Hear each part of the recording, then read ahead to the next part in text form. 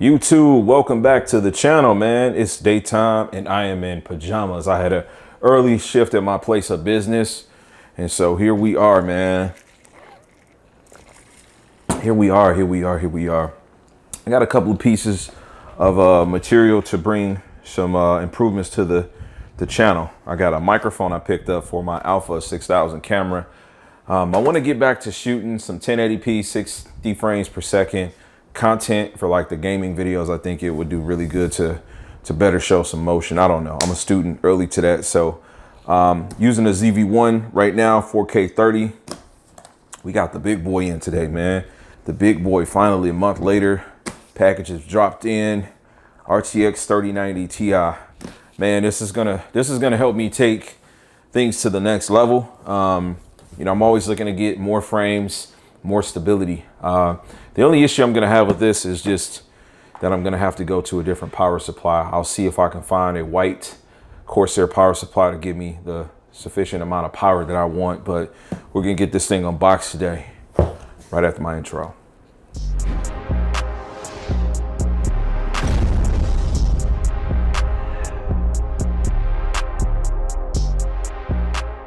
All right, let's get this thing sliced open. Big boy card here, man. For a person that's trying to leave no frames on the table. Currently got a Founders Edition RTX 3090 in my main rig. It's a big boy. Yeah, it's about the same size. It's the same size, it looks like.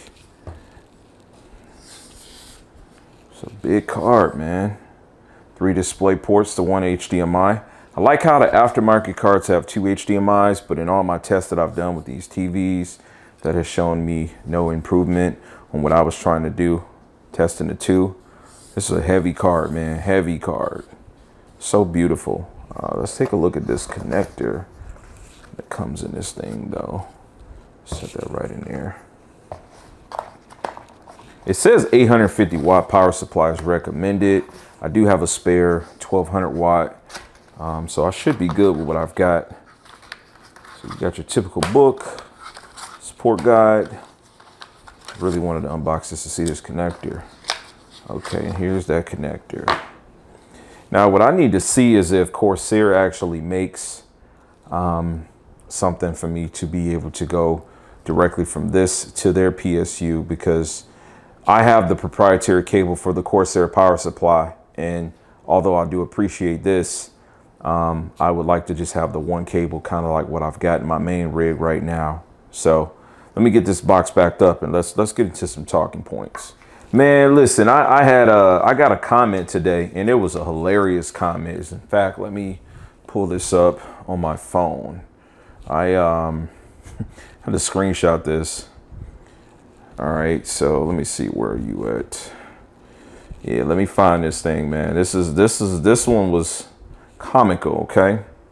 This person called RSSV, he said, LG is dull, in reference to this video right here. I'm carting it in right now, the video I posted yesterday. He said, LG is dull. TKK, you are just an absolute evil individual to be saying that. Could be sarcasm, I don't know. He said, man, I am now more convinced the people at Samsung are paying YouTubers like you to hype this quantum dot tech. Shame on you, bro. That sounds like people, exactly. Dog.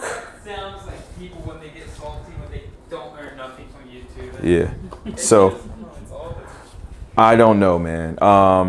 You know, let me just tell you like this, man. I wish I was getting paid by Samsung to do anything. Seriously. Samsung didn't pay me the $2,200 for the TV. They didn't pay me anything for it. They didn't offer me any shipping or nothing. All the man hours I put into it, they haven't compensated me for that. I even made a video I'll card in here where I specifically in the title said the reasons I did not get the quantum dot. You know, because when I was making my C2 videos 2 weeks ago, everybody was, well, not everybody, but a lot of the comments were centering around, well, why didn't you get the quantum dot? Why didn't you? So I felt the need to educate people as to why I made an intelligent investment in the C2, which in my main space is still going to be residing there. The S95B is not replacing my C2 OLED. You guys got to understand, I bought two C2s and I bought the S95B. The Sony come out, I'm gonna grab it too. So just so there's no questions there, I'll have the Sony also. It will be in my house too. But for you guys to think that there is this conspiracy about this, I do this kind of shit all year round, man. I like my technology. I am an influencer in my own personal regard to my people.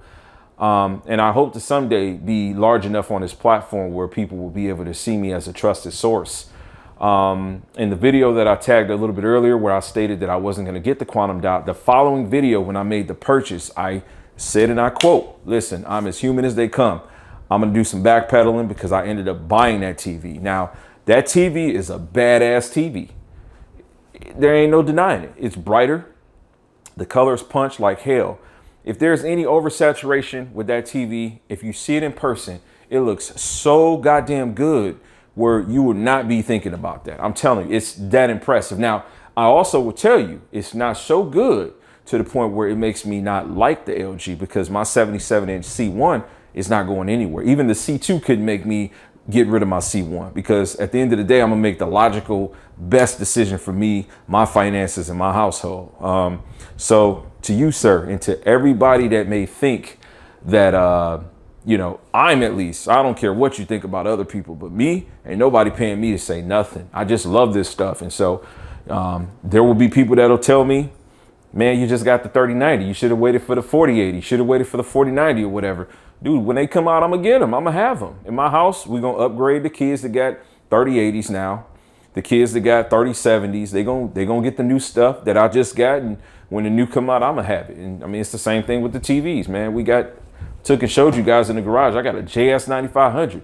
Some of these people on this internet probably don't even know what the hell that is. That was the S95B in 2015. 1,000 nits of brightness, beautiful color, spectacular TV. I had the EF9500. That's the first flat 4K OLED that has HDMI through, or HDR through HDMI. Some people just upgrade like that, man. And if it's an impressive piece of technology, you just got to move with it. So I'm not trying to push shit.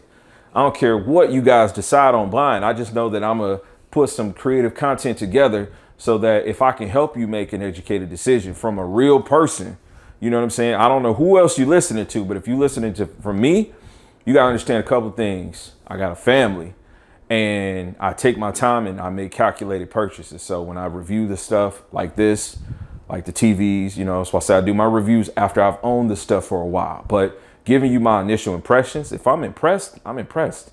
And the C9 looked dull as hell next to that TV, bro. It looks dull as hell. But I will do tonight, I will film tonight and post tomorrow the C9 next to the C2. I will also do the S95B next to the JS9500. I will also do the C2 next to the EF9500, just to give you guys more realistic comparisons as to what the older technology, and if you bought TVs in that time frame, what it would look like from then to now. Best I can do with the camera, right?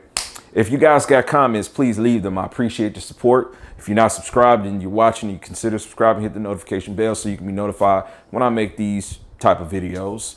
Until next time, Max Love.